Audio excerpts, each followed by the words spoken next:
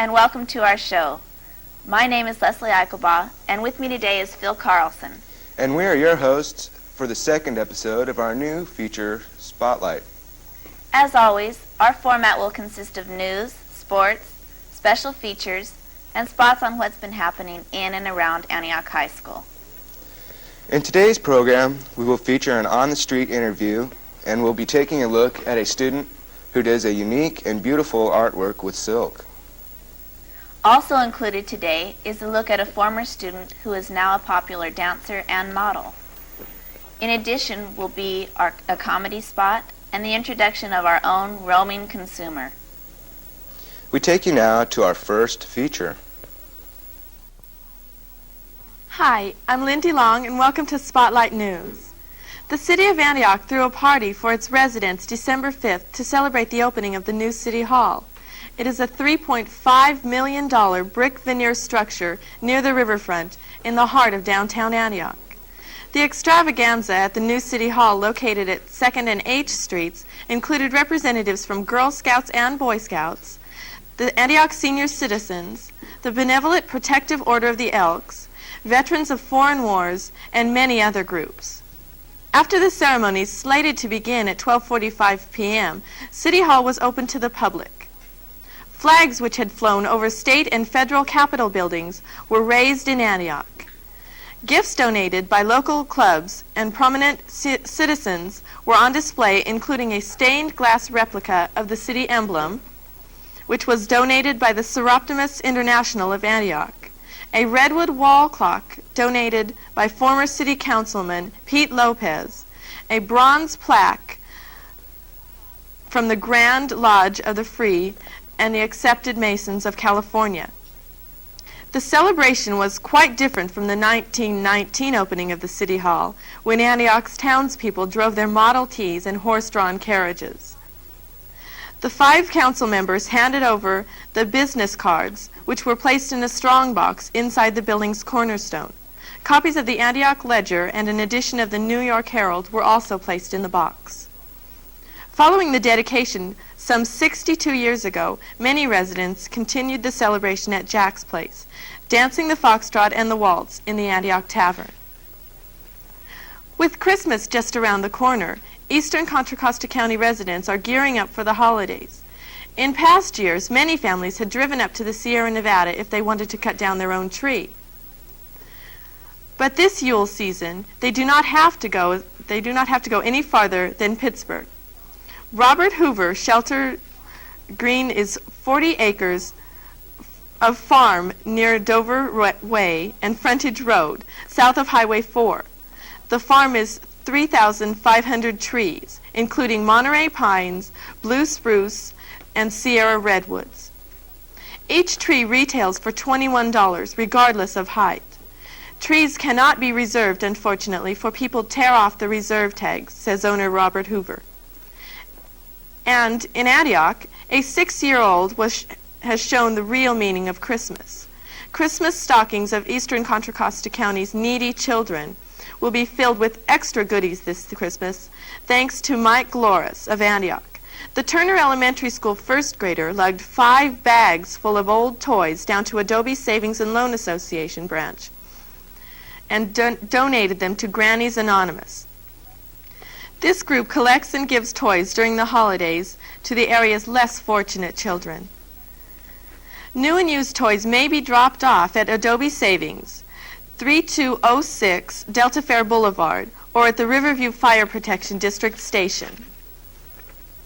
Teenage runaways in Eastern Contra Costa County will find a bed, substitute family, and a healthy dose of solitude at the new REACH-sponsored shelter. The shelter is a private home in Antioch. It is for runaways who can benefit from a regular family role model. The problem of teenage runaways is widespread. Last year alone, Antioch police received 129 teenage runaways. A telephone hotline has been installed in the shelter to handle emergency phone calls from 5 p.m. to 8 a.m. and on weekends. The hotline number is 754-3321. On weekdays, crisis calls can be taken at REACH, 754-3673. Again, those numbers are 754-3321 after hours and 754-3673. Referrals to the runaway shelter will be handled through REACH, the Antioch Counseling Project, and the Antioch Police Department. East Contra Costa County residents under 17 years of age will be served free of charge. One problem with Antioch School District faces is what to do with students who refuse to attend school. Many angry residents who live around Antioch High School campus have served a petition calling for a closed campus. Some 200 signatures have been placed on the petition that urges the forbidding of students to leave campus during the day. One problem with closing the campus is that the cafeteria is not equipped to handle the extra crowd. Robert Lathrop, Antioch High School principal, lists 3 possibilities. They are expanding the facilities and hiring more cafeteria help, putting in vending machines, or adding a third lunch period. Closing the campus is unpopular among high school students because they like being able to leave campus during lunch, and they enjoy the freedom of spending a little time off campus.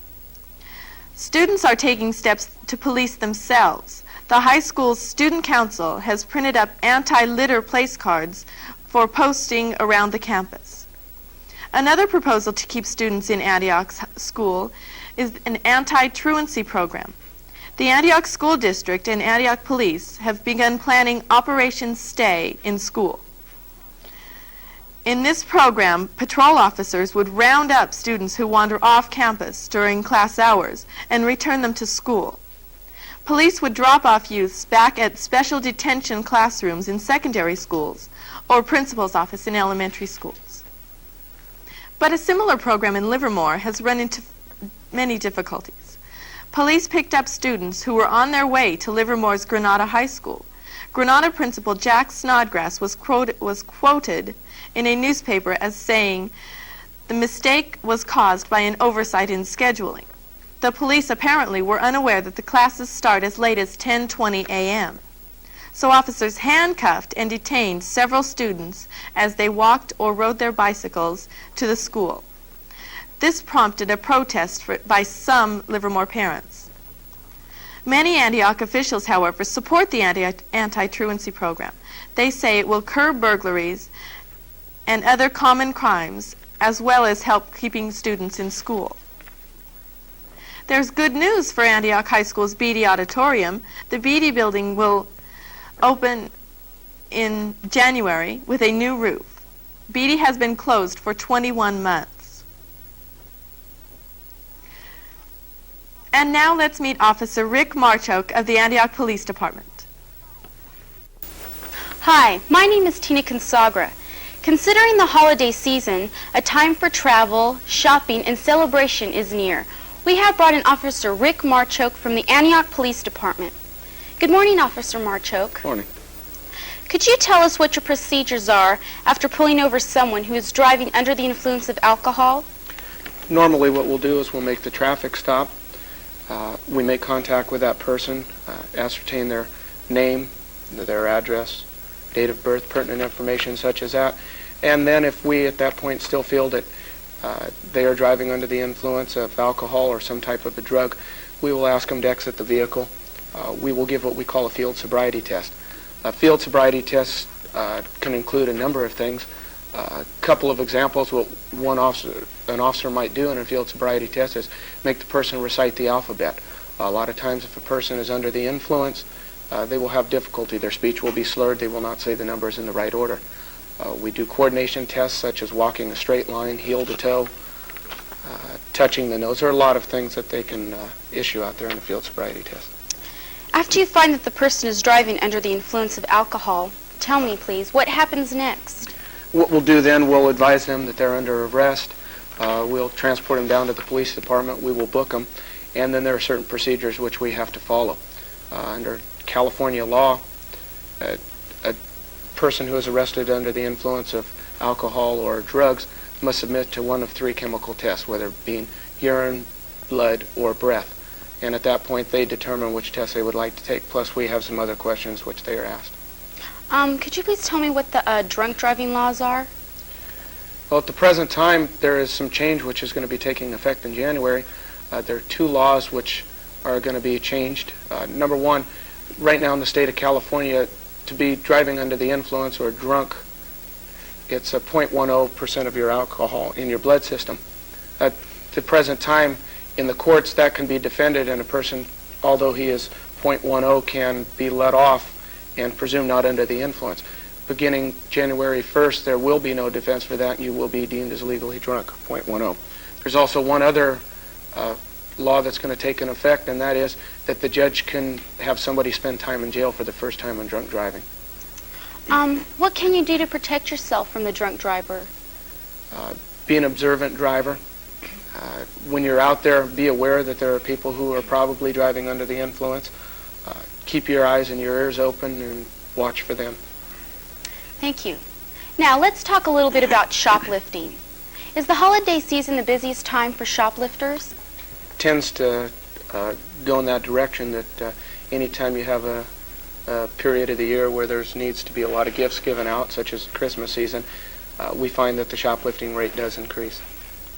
Why do you think this is so? Well, there's a couple of reasons. First of all, the holiday season, because of the fact that people want to give gifts. Unfortunately, sometimes they're giving gifts that they've taken without paying for. And also, we're in a time now with job layoffs in the economy in the state it's at. People just don't have money, and the crime rate does increase, especially in the area of shoplifting. What happens when someone is caught? Okay, generally, that's going to depend on whether it's an adult or a juvenile. Most stores now have security guards working, and what they're doing now is every shoplifter they catch, they are turning over to the police. If it's a juvenile, which means anybody under the age of 18, we have an option of reprimanding or releasing them to an adult or a guardian or a parent, or we can take them down to the police station, we book them, and then we send a report over to the probation department who handles them. With an adult, we will take them to jail, do the booking, and then they are issued a date to appear in court, at which time then it's handled by the courts. Do you have any warnings or tips for shoplifters who might be watching our program? Mainly that there are security guards out there. They are watching. They are trained to observe and watch shoplifting. And also now security guards are sending bills to parents of people who are caught, and they are charging them anywhere from $100 to $500 in civil court for the time that is spent by the security guards in the stores. Thank you, Officer Marchoke, for sharing with us this vital information. Boy, have I got a deal for you. You've seen these fancy toy stores that charge you an arm and a leg for a stuffed animal, but not me. I don't have any overhead. I sell right out of the back of my car. You see this fancy stuffed animal? It would cost you $20 in any other store, but I can get it to you for $15, and my merchandise isn't hot. Trust me. Would you trust a man like this? I wouldn't. If I was going to buy a stuffed animal, I would get it from the Antioch High School Theater Arts Department. My sister's selling stuffed animals for the Antioch High School Theatrical Arts Department. They're so cute and huggable. And there's a large selection of them, too. They range from $5 to just $12. And Benji's just $14.50. I love Benji. And all my other animals. I know you will, too.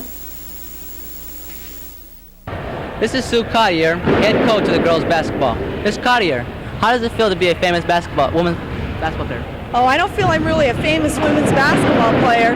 I had a 4-year basketball scholarship to USF, and I'm just happy to be here coaching this year.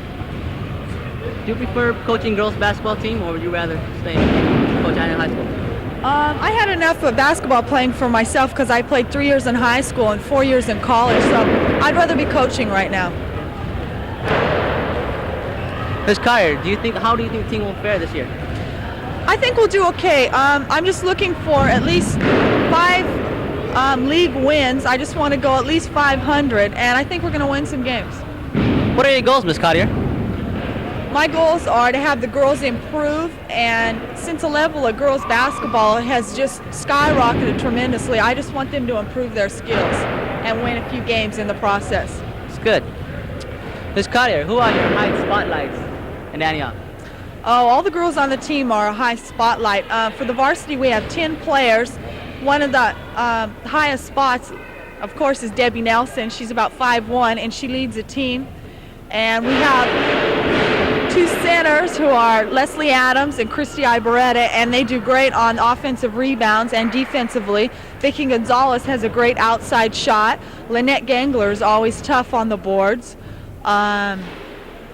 Julie McCourt hits them from outside. We played against Campbell last week, and they were a tough team, and she came out the fourth quarter and hit a few key shots. Also, we have 2 sophomores, Pat Blakea, who really got in and got some rebounds against Campbell and just provided a lot of spark. And we have Joanne Mills, who's a good outside shot at second guard. So I hope I don't leave anybody out. Was that 10? I think sounds like you have a great year, Miss Carrier. Thank you for being with us. Thank you. We're here with Mike Mahoney. Mike will be starting at Antioch High School this season as forward. Mike, how do you feel about the team's progress so far this year? Well, I feel we've progressed a lot since last season. I think that last year there was a few guys on the team that had attitude problems, and I think this year everybody on the team has a good attitude, and I think that's really going to help us in the long run. Do you think that the team has more talent this season than previous years that you've played for Antioch? Well, I think team-wise we have a lot more talent than the past few years, but over the past years there's been like 1 or 2 individuals that have really good talent, and you can't win games with individuals. I think we have really good team talent, and I think we're going to be tough to beat this year. At what areas do you feel are the team's strongest points? Well, I think we're one of the best shooting teams in the league, and we're really quick, and our zone defense is really tough, and I think shooting is our strongest point, and that's it. Thank you, Mike Mahoney. And now we're here with Ron White, the starting center for the Panthers. Ron, after suffering from a broken ankle over the summer, will it affect your performance this season? Well, I don't think it'll affect my performance this season. It really affected me during the summer when I was out for 8 weeks.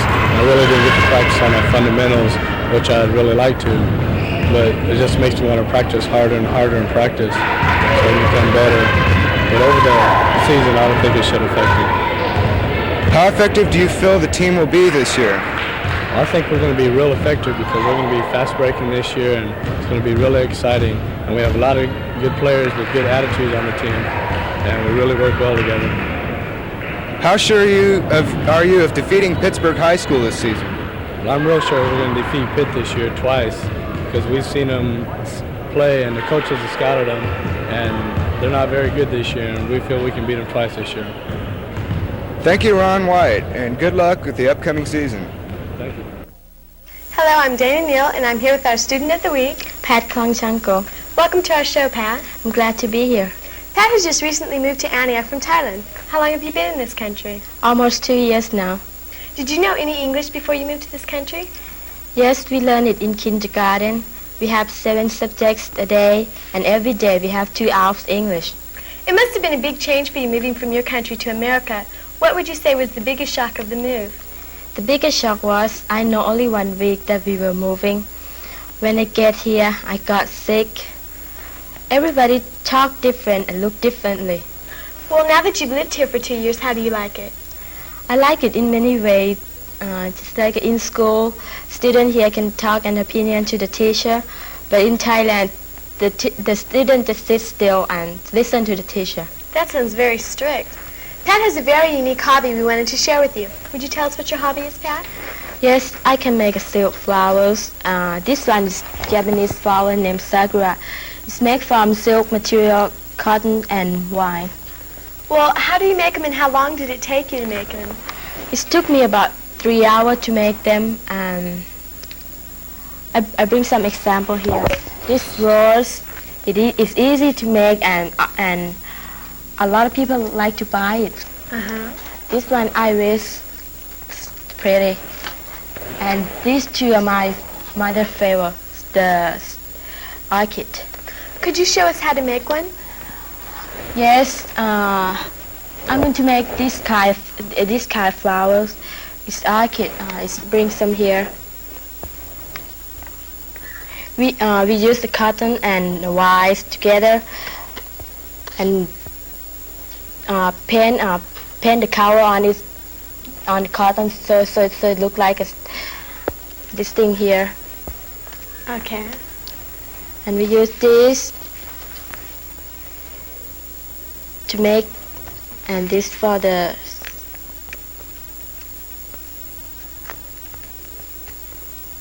we use 5 stitch to make one flower, and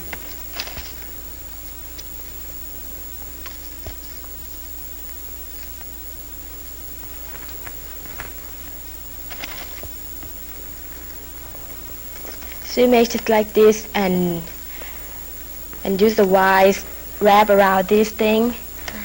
When we finish it's going to be like this, and then we make about 5 or 6 of this, and it's go together so it be one flower, one single flower.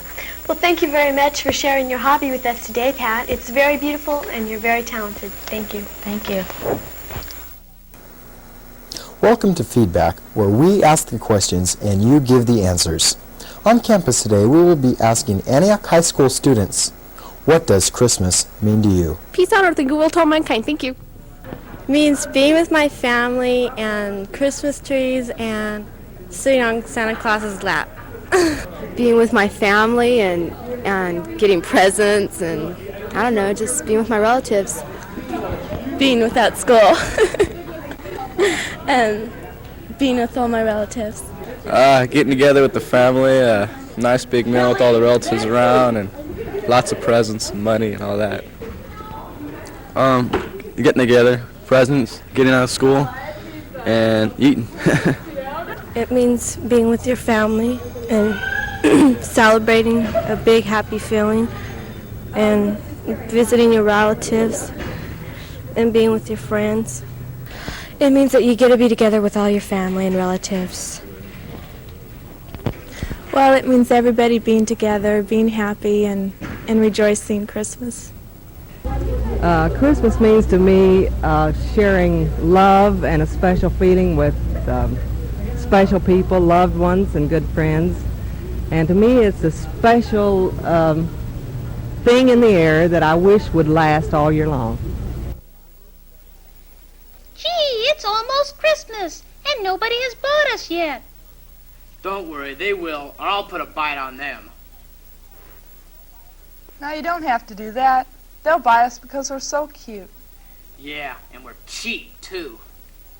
They'll buy me because I'm so huggable. Well, I don't know about you, but if they don't buy me, that'd be simply un-American. All right, everybody, hush up. Stop being so selfish. People will buy us because we're cute. We don't cost a lot, and we're being sold for a good cause. The Theatrical Arts Department of Antioch High School. You're right. We shouldn't be selfish. After all, it is the Christmas season, and we should love everybody. You're right, Brenda. We should love everybody. Come on, let's wish everybody a Merry Christmas. Merry Christmas! Today on Where Are They Now, we're watching graduate of Antioch High School, Brenda Buford, Oakland Raiderette. Brenda is nice enough to come to Antioch High and teach the acting students one of her many routines.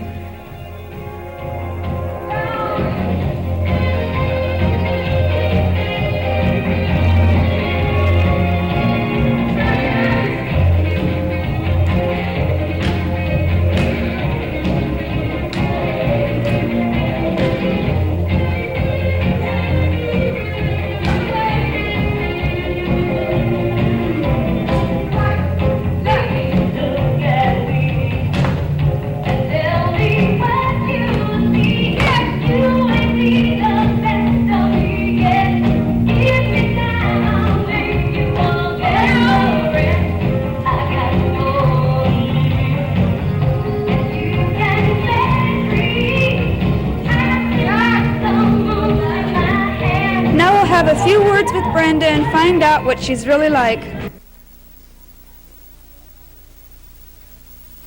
Brenda, how long have you been a Raiderette? I've been a Raiderette for 2 years. Is it really as fun to be a Raiderette as it seems? It's a lot of fun, and it entails a lot of hard work and a lot of time, but overall it's a lot of fun. It must be hard work being a Raiderette. How long does it take to work out a routine to get it down? Well, a lot of the girls have been there for years. So myself, being my second year, some of the routines would only take us like a couple practices to get them back going again, and we just repeat the same routine that we did the year before. But for the new girls, it would take maybe 2 to 3 weeks. And we practice on Monday, Wednesday nights, and then all day Saturday. What do the tryouts consist of? The tryouts, they're held once a year, and they consist of first an interview. The interview consists of just saying, you know, like your height, your weight, your hair color, and your eye color, and then that's it. And there's like 200 to 300 girls that show up, and they're usually picking like 17 to 22 girls. It's quite a competition then. Yeah. There. They pick maybe like 50 to 100 girls, depending on how many they're going to choose, and then they come back and perform a routine a couple days later from the interview. Oh. Do most of the Raiderettes hold down a full-time job? I'd say 3/4 of them do. They hold it down 8 to 5 Monday through Friday jobs because that's when our practice revolve around that. The other girls are students, and you have to be a full-time student or working a full-time job to be a Raiderette. Well, working in the public spotlight, you must get a chance to meet a lot of new people, or met any interesting people? Yes, I have. I was really lucky. My first year of being a Raiderette, we made it to the Super Bowl.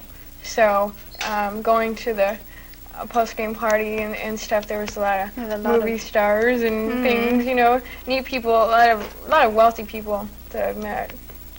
It's been a lot of fun. It's very interesting. I've met a lot of different people, I might say, you know. Well, what activities were you involved in high school? In high school, I wasn't really involved in that much. I was involved a little bit in drama, and I also taught dancing in PE classes. I was my senior class secretary, which was a lot of fun. Got me out of a lot of classes. Yeah. Okay, let's take a look at Brenda's graduation picture. She graduated in 1978. Is that right? Yes. Okay. So what's your favorite memory from high school?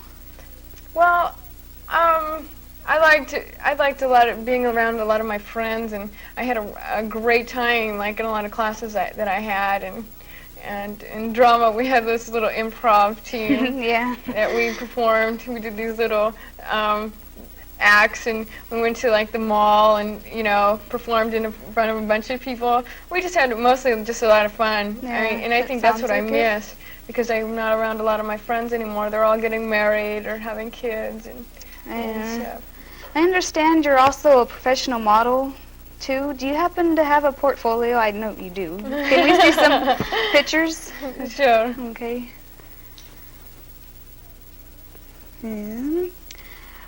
What are your future career plans? Well, right now I'm a respiratory therapist, and I plan to further that in some kind of medical field, because I really enjoy the medical field. And I'd also like to pursue my modeling career. I'd like to move to LA to pursue it, but right now I'm sort of stuck here for a while. So I'm trying to just do as well as I can here in San Francisco, and then maybe move to LA someday, in the near future. Yeah. Well, Brenda, thank you for your time and your sharing your time and talent with us, and good luck in your career. Thank you very much. It's nice to have you here.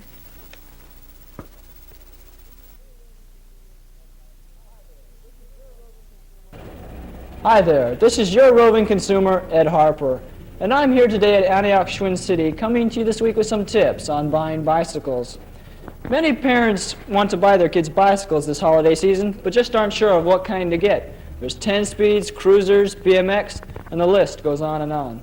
And here with me today is, to clear some of that confusion away, is Mike Carey, owner of this shop. Hi, Mike. Hello, Ed. So, Mike, what would you suggest parents look for when they come into your shop looking for a bike for their son or daughter? Well, first of all, Ed, when people go out shopping for Christmas bikes, which usually bicycles are one of the biggest items for Christmas presents and so forth, the price of bikes sometimes sort of give you a little bit of a shock. So you want to, at the price of the way things are going today, you want to make sure you get a bike that's a good quality so you get a good buy for the amount of money you're going to spend. Now, here we have a typical bike that's a good quality BMX bike, something that once you purchase it, it's going to be a bike that's going to hold up for years. You're not going to have any problems with various things going wrong like you would on another kind of a bike. A typical BMX bike has a pretty rough life, jumping and going off ramps, and when you get into racing, these bikes take a lot of thrashing, a lot of banging around, so you have to be sure that you get a bike that's good frame construction especially. Now, when you go to buy a bike, you want to look carefully at the wells, and especially in these 2 points right here, because as the front wheel comes and bangs down off a jump, an awful lot of stress right here on these 2 joints, and also the joints right here.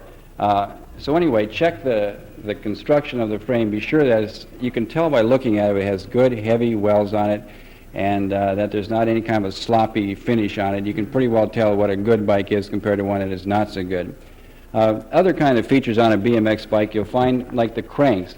A good BMX bike will have chromoly cranks rather than steel. Being chromoly is a little bit lighter than steel, but yet at the same time it's much stronger. And you'll find also chromoly forks. And handbrakes are real popular for BMX bikes, especially when the kids that are racing don't want to accidentally step on the brake and slow them down and race. So they use handbrakes, allows you to go into the curves under full power, and you can put the brake on at the same time.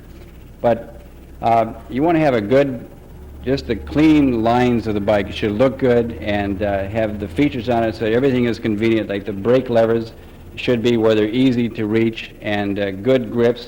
Grips are pretty important on a bike, because if your hand slips off and you do an endo, that's not going to be too good. So also check the spoking pattern on a bike.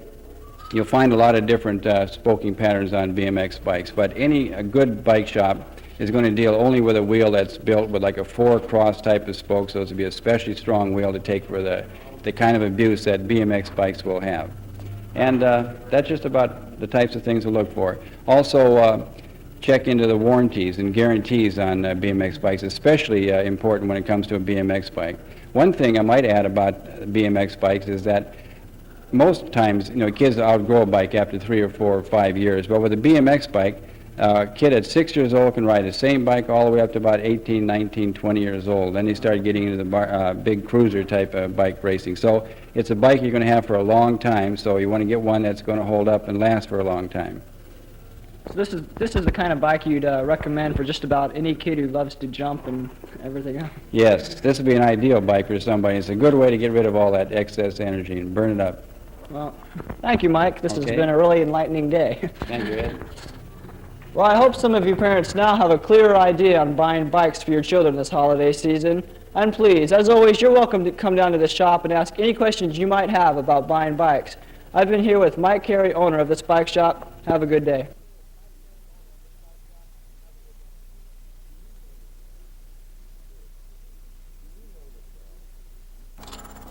Do you know this man? You should. He's Mr. Juba, a sweet, kind-hearted biology teacher loved by the faculty and a real friend to the students. Do you like your biology teacher? Yeah, he's so kind and sweet. Yes, it's nice to everyone. Okay, people, today's the big day. Finals. Now, they give us an hour and a half for finals, but you only get 15 minutes. No, he's crazy, a lunatic. What, Aaron? Are you crazy? He should be putting one of them with a pad. I don't like you. Don't hurt myself. Look at all this work. I'll never get done in one girl. Going out on her. What? Going out on her. During the year, he's a sweet, kind, and lovable man. Then when final week comes around, he becomes Mr. Hyde, the meanest, most disgusting man on campus. Until after final week, then he's back to his original nice guy who loves everyone.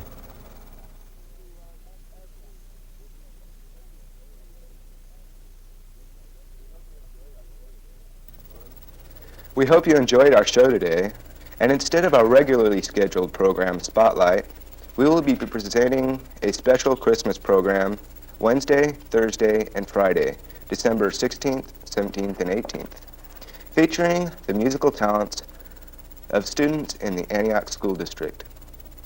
We'd also like to take this time to thank Lynn Kidder for her special help with the news, and Ms. Theresa Rossi and Mr. Mark Cheney for their continuing support. And special thanks to Mr. Lanko Gazia for his kind use of his editing equipment. And to all those who helped in making this show, we thank you. Have a nice day, and everyone have a great Christmas vacation.